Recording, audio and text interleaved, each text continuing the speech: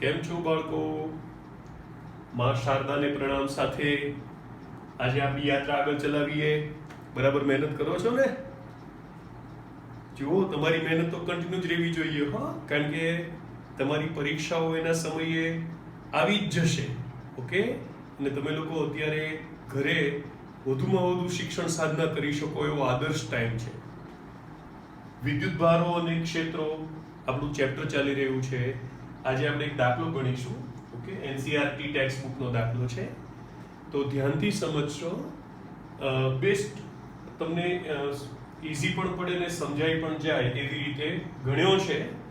Okay, જે જાણીતી reference books છે એ બધી મેં રિફર કરી, પણ એમાં થોડુંક એ લોકોનું મને એવું લાગ્યું કે તમને મુશ્કેલ પડે એવી રીતે લખ્યું છે, તો વધુમાં વધુ વૈજ્ઞાનિક રીતે અને સરસ લખ્યો છે. આપણે સમજીએ. બરાબર, બે બિંદુવત વિદ્યુત ભારો QA બરાબર 3 માઇક્રોકુલમ્બ અને QB બરાબર -3 માઇક્રોકુલમ્બ એકબીજાથી શૂન્યાવકાશમાં 20 સેન્ટીમીટર દૂર રહેલા છે. બે વિદ્યુત ભારોને જોડતી રેખાના મધ્યબિંદુ O આગળ વિદ્યુત ક્ષેત્ર કેટલું હશે? અને જો આ બે સવાલો છે. બીજો સવાલ એવો છે કે જો આ બિંદુ પર 1.5 × 10⁻9 કુલમ્બ માન એટલે મૂલ્ય ધરાવતો ઋણ વિદ્યુત ભાર મૂકીએ તો તેના પર લાગતું બળ કેટલું હશે? ઓકે, ગઈકાલે મેં શું કહ્યું હતું અને હંમેશા શું કહું છું, ફિઝિક્સ એ તો જીવનનો ઉત્સવ છે, જીવનની એકમાત્ર વાસ્તવિકતા છે, એટલે અઘરું નથી. ચલો સોલ્વ કરીએ. સૌથી પહેલા ડેટા લખવાનો.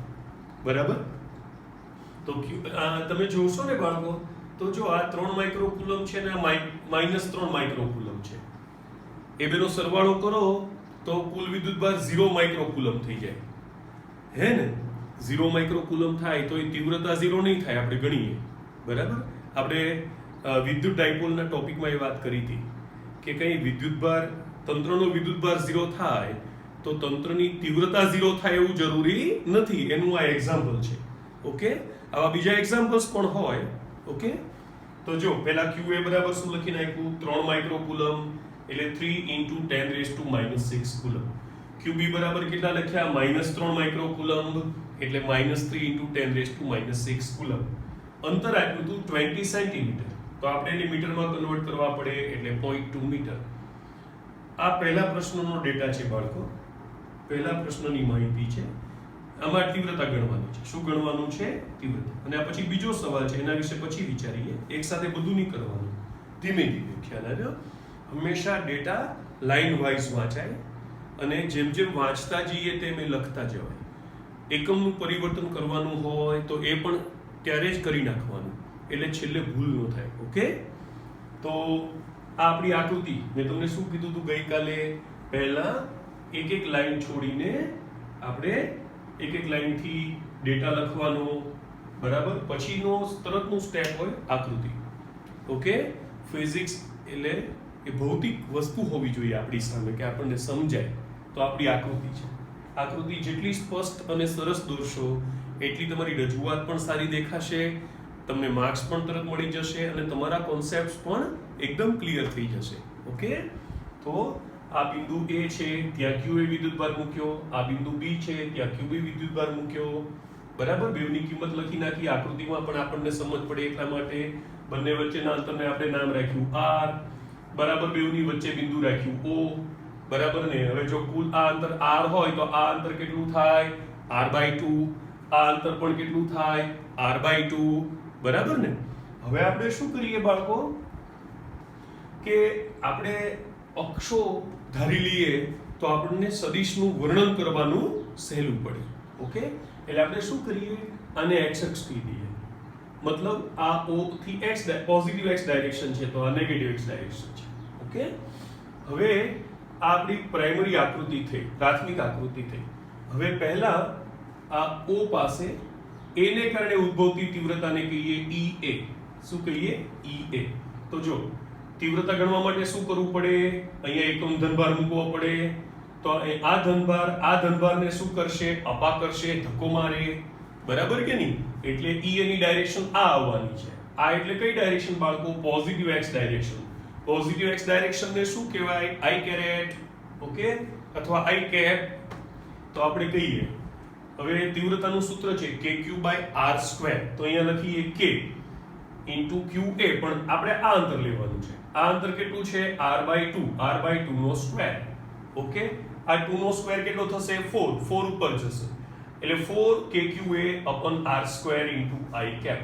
હવે કિંમત મૂકી દઈએ. 4 k એટલે કેટલા? 9 ઇન્ટુ 10⁻⁹. qa કેટલા છે? આ રહ્યા 3 ઇન્ટુ 10⁻⁻6.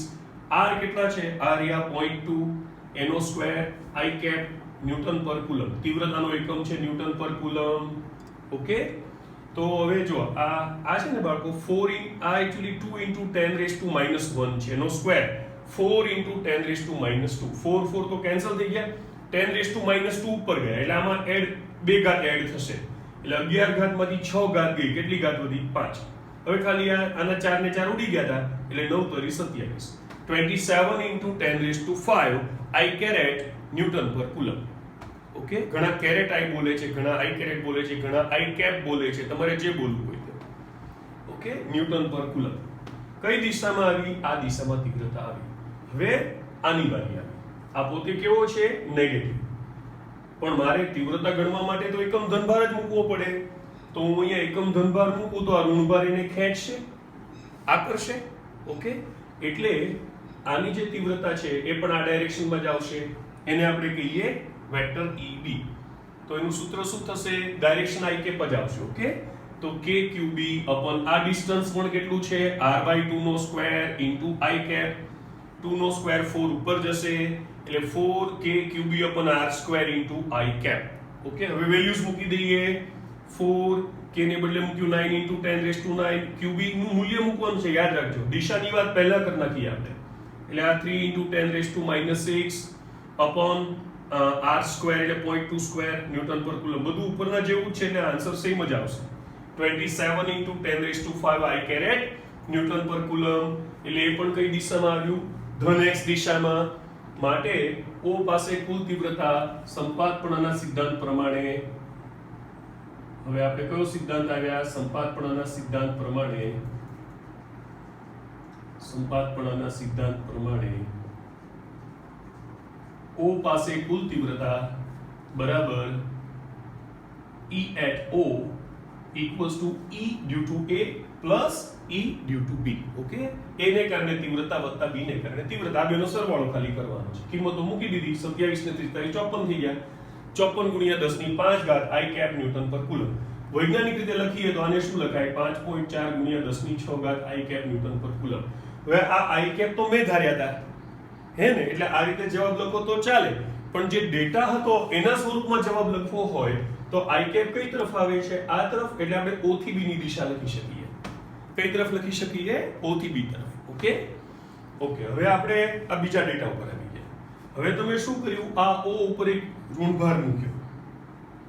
યાદ રાખજો, એ લોકોએ શબ્દ વાપર્યો છે 1.5 ગુણ્યા 10⁻⁹ કુલમ માન ધરાવતો ઋણભાર મૂક્યો છે. એટલે આ ઋણભાર મૂક્યો અહીંયા આગળ. હવે જો મારી વાત સાંભળો, આપણને ખબર છે કે તીવ્રતા બરાબર બળ ભાગ્યા વિદ્યુતભાર. આવી વ્યાખ્યા હતી કે નહીં? તો બળ બરાબર શું થાય? વિદ્યુતભાર ગુણ્યા તીવ્રતા. વિદ્યુતભાર નામ શું રાખ્યું છે? QC. અને તીવ્રતા તો EO જેટલી છે જ. હવે આ વખતે દિશાનું મહત્વ છે એટલે આની માઇનસ સાઇન સાથે લખવાનું. એટલે માઇનસ આ છે ને એક -1.5 ગુણ્યા 10⁻⁹ કુલમ ને બદલે આપણે આને નેનો કુલમ આપી શકીએ. ડેટામાં સેટ ચેન્જ કરવું હોય તો નેનો કુલમ છે. ખ્યાલ આવ્યો? 10⁻⁹ તો એ મૂકી દે. -1.5 ગુણ્યા 10⁻⁹ ગુણ્યા હવે આ E0 ની કિંમત ઉપરથી લાવી દીધી. બરાબર, એ આપણે આ વાળી લાવી કારણ કે છેલ્લે દિશા એડ કરી દઈશું. હવે જો 10⁻⁹ પ્લસ 6 એટલે -3 થયા. આ બેનો ગુણાકાર કર્યો -8.10 આવ્યા, હે ને? i cap newton. હવે પાછું ફરી આપણે આને i cap તો આપણે ધાર્યા ને, આ દિશાને ધન x kb એવું તો આપણે ધાર્યું. ડેટામાં નહોતું એટલે ડેટાના સ્વરૂપમાં જવાબ લખવો હોય તો આપણે શું કરવું પડે?